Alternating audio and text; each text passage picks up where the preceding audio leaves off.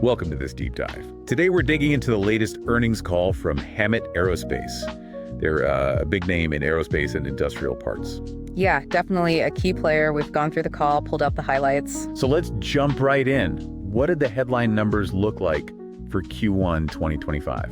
Well, pretty impressive, actually. Record revenue for them, up 6% compared to last year. Okay, record revenue. And record EBITDA as well.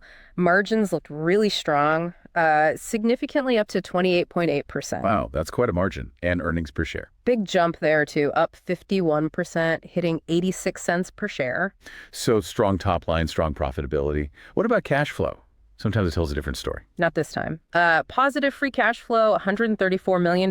They mentioned it was a first quarter record for them. A record? Okay. Sounds like shareholders got some good news, too. They did. Dividends up 25%, which is, quite a hike. Yeah. And they've been active buying back shares, $125 million worth in Q1. Right. And they didn't stop there. Another $100 million repurchase just in April. So quite a bit of capital return.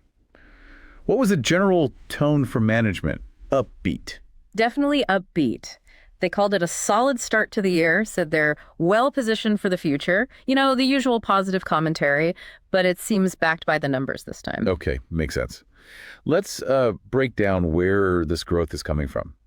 How did the different end markets perform? Commercial aerospace. Commercial aero was solid, revenue up 9%. Yeah. The main driver there seems to be engine spares. Which fits with all the planes flying, right? Yeah. And the big backlogs. Exactly. Record aircraft backlogs mean more planes needing maintenance and parts. Defense aerospace was even stronger, actually. Yeah, how much? Up 19%. Again, engine spares were a big factor, especially for the large F-35 fleet. Plus, new builds contributing, too.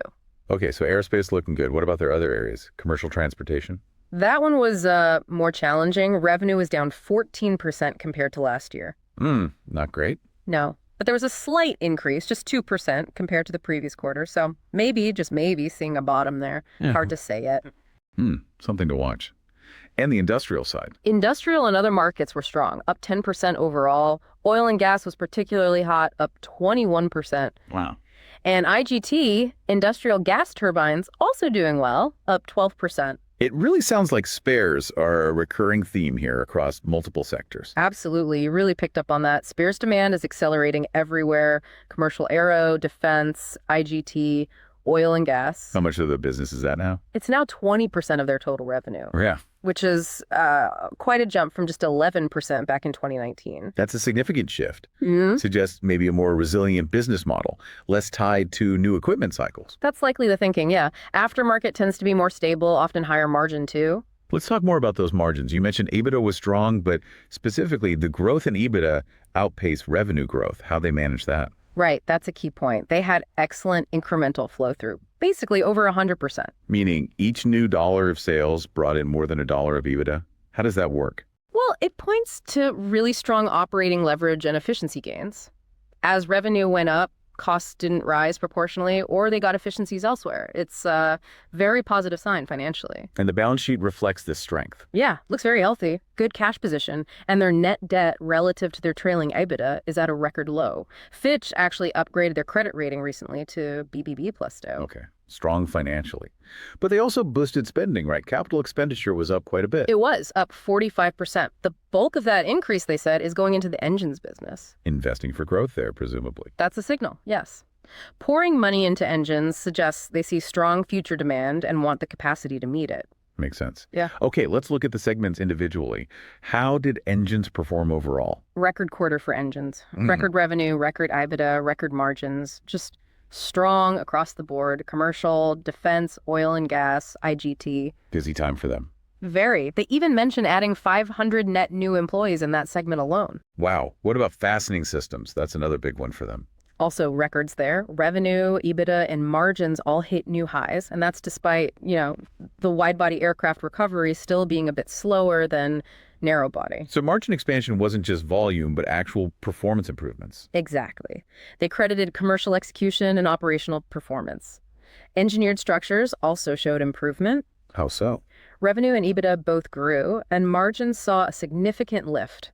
They pointed to things like optimizing processes, reducing scrap material, and focusing on a better product mix. getting out of less profitable stuff. And the last one, forged wheels. Yeah. I think that ties into the commercial transport market we discussed earlier. It does. So revenue there was down year over year, reflecting that weaker truck market. What?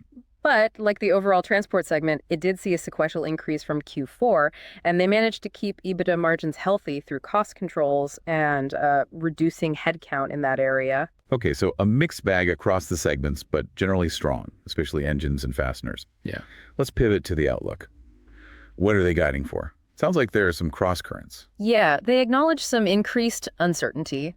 Tariffs are a factor, particularly the potential impact on air travel demand in North America. Tariffs again. Yep. But despite that, their overall outlook for commercial aerospace is still positive. Those huge backlogs and aging fleets needing replacement or maintenance provide a strong foundation. Did they say anything specific about Boeing rates, the 737 MAX? They did. They actually bumped up their assumption for the MAX. They're now planning based on an average of 28 per month for the year. A bit more optimistic there. Interesting. What about defense and industrial outlook? Defense. Strong and getting stronger, especially for spares. Industrial demand also looks solid. They specifically mentioned data center construction driving demand for IGT turbines. Right, that's a big trend. Definitely. The weak spot, or the less certain spot, remains commercial trucks, tied to those North American economic concerns and, again, tariffs. How are they planning to handle the tariff costs?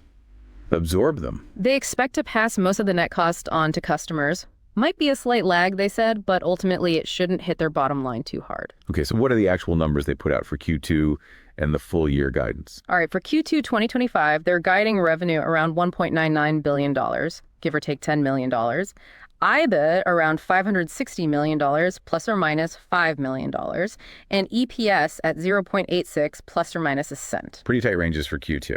And the full year, did they update that? They did, and they raised it. Full year 2025 revenue now guided to $8.03 billion, with a range of $150 million either side. EBITDA expected at $2.25 billion, plus or minus $25 million. And earnings and cash flow? EPS guidance raised to $3.40, plus or minus 4 cents. And free cash flow now projected at $1.15 billion, give or take $50 million. So raise guidance across the board. They also raised CapEx guidance, right? Wow. Consistent with that investment theme. Yep. Increased CapEx spending plan for the year to support growth. And they expect that net leverage ratio, the debt measure, to get even better by year end, strengthening the balance sheet further. During the Q&A part of the call, analysts usually dig into specifics. What were some key discussion points there? You mentioned margins were strong in Q1. Did they talk about whether that's sustainable? They did address that. Management expressed confidence, pointing to ongoing efficiency efforts. While they acknowledge the truck market headwinds, they feel the strength elsewhere, particularly those high-margin spares, should support overall profitability. Did they break down where the spares growth is coming from? Yeah, they gave some color. Commercial aero and defense are driving over 40% of that spares growth. IGT and oil and gas are contributing about 15%. So broad-based, but really led by aerospace. Anything else interesting from the Q&A? LAP engine progress? They mentioned progress on the LAP engine blade yield issues and expect the LAP-1B variant to be certified by the end of 2025, as planned. They also doubled down on how they got those margin gains in fasteners and structures, better processes, less waste, and exiting unprofitable business. Oh, and the PCC fire issue. Minimal impact on fasteners in Q1, but they expect maybe some modest order increases going forward because of tightness elsewhere. What about inventory or destocking? Any issues there? Yes, they mentioned some destocking headwinds specifically for LPT, low-pressure turbine parts for the LEAB engine. They gave a timeline for when they expect that to work itself out. And tariffs. Any more detail there? You said they expect to pass costs on. They put some numbers around it. Gross impact, worst case, could be like $80 million.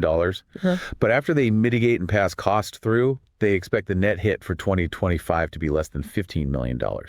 Though they did flag a potential drag specifically in Q2 as that pass-through timing works out. Okay, less than $15 million net sounds manageable. Any other sort of niche topics? Rare earths, capital priorities. Quickly, yeah.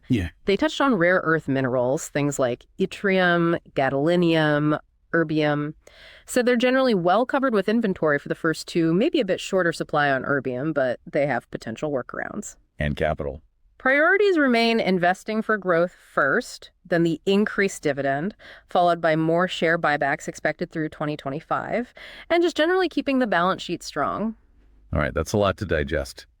Strong quarter, raised guidance. but some uncertainties with tariffs and trucking. That sums it up pretty well. Aerospace and spares look like the key strengths right now. Okay, so now for our segment where we float an outrageous but plausible trade idea. Strictly for discussion, of course.